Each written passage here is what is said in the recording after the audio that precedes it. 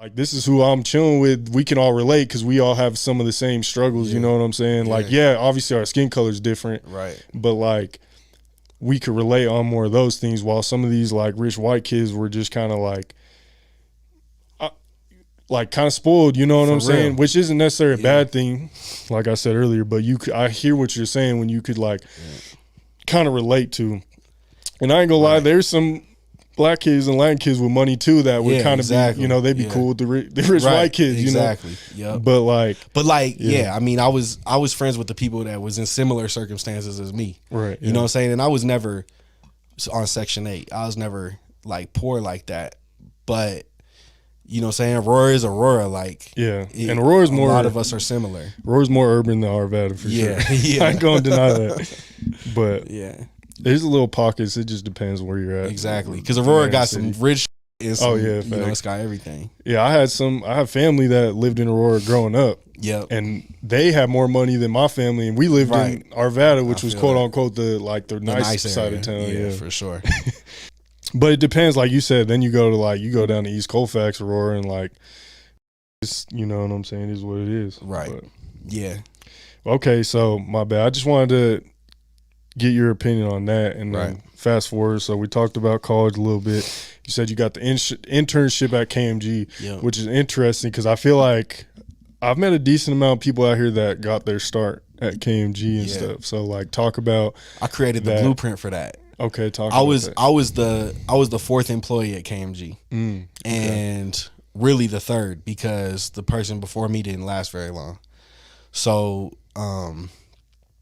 You know, I was really there from the ground up as far as KMG and helped to build it into what it is or was. Yeah. I worked there for 4 years, started as an interned for 6 months, and that was just me learning audio and a bunch of different stuff.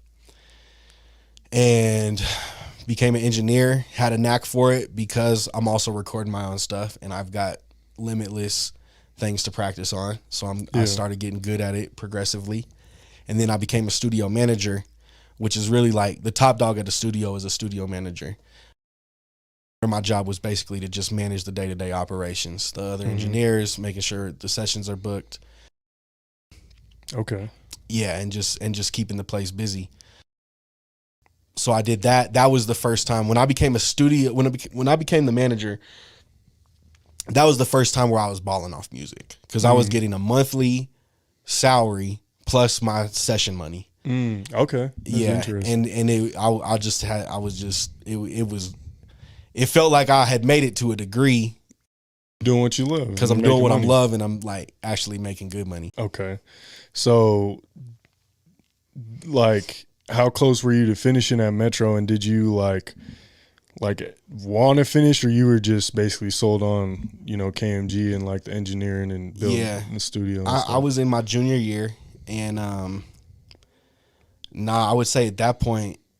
Did you go to school for aviation, right? Yeah, for 2 years I did aviation, and then for 1 year I was an art history and video production major. Okay.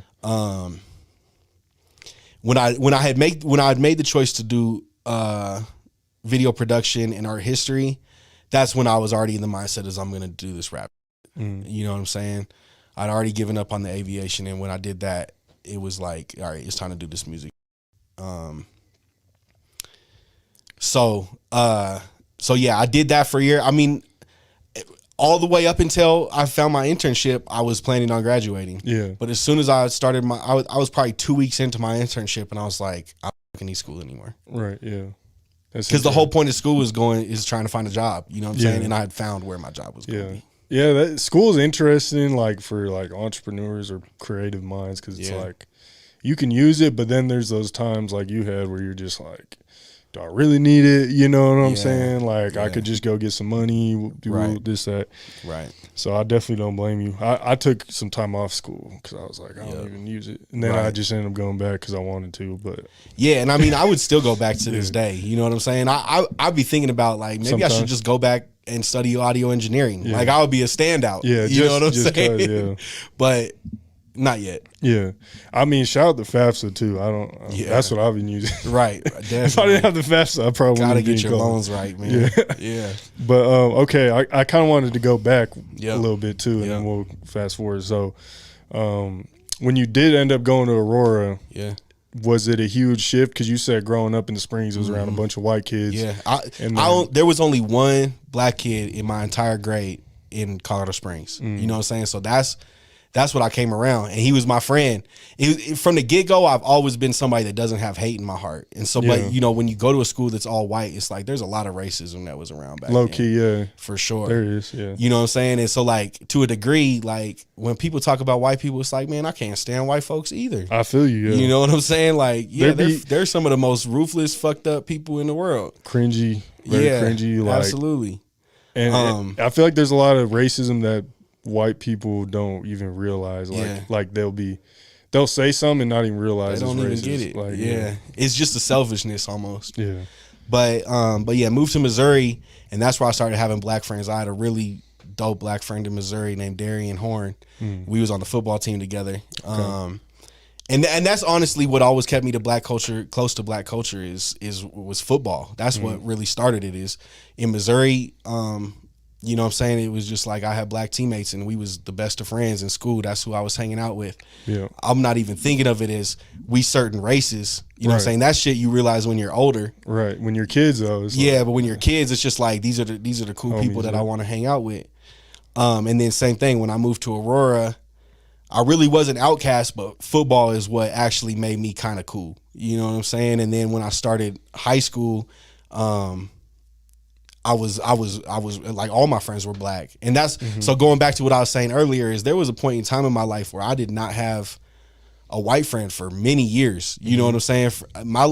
There was a time where, so I had white friends in 7th grade, but then from 8th grade until I was about 25, I did not have one single white friend. That's crazy. You know what I'm saying? Yeah. So, you know, it's always been different. I've always had a different experience when it comes to this race shit, because I'm you know what I'm saying, can't nobody tell me I'm not part of the black community. You know what I'm saying? I'm white as fuck, but you can't tell me I'm not pro-black. Right. You know what I'm saying? I am. I feel that. You know? Yeah.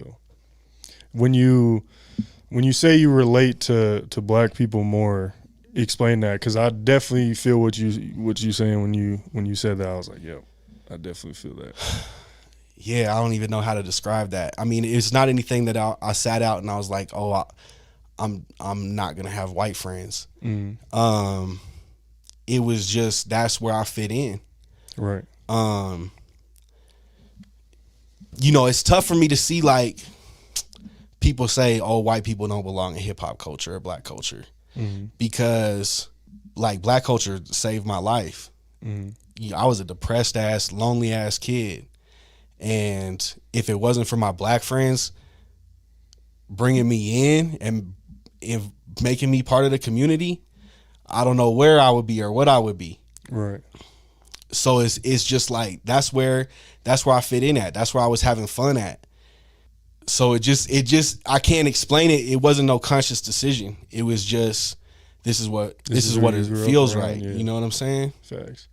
From my perspective, like, why I felt like I fit in with, and I ain't gonna lie, like, I did have white homies in middle school and high school and stuff too, in college. Sure.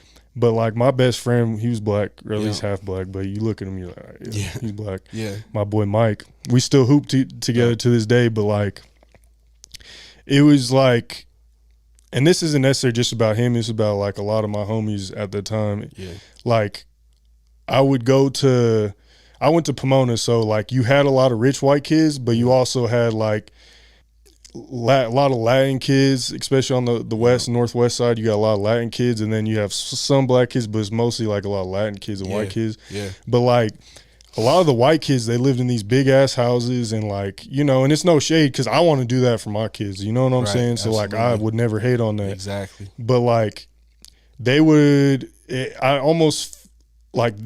always have good Christmases. They'd come home with the new shoes and like all this nice stuff after Christmas, or like they would, you know what I'm saying, make fun of me because the way I talked a little bit, because I'm white, but you could tell like I don't talk just straight like a white person, so they would kind of make fun of me for that. Right.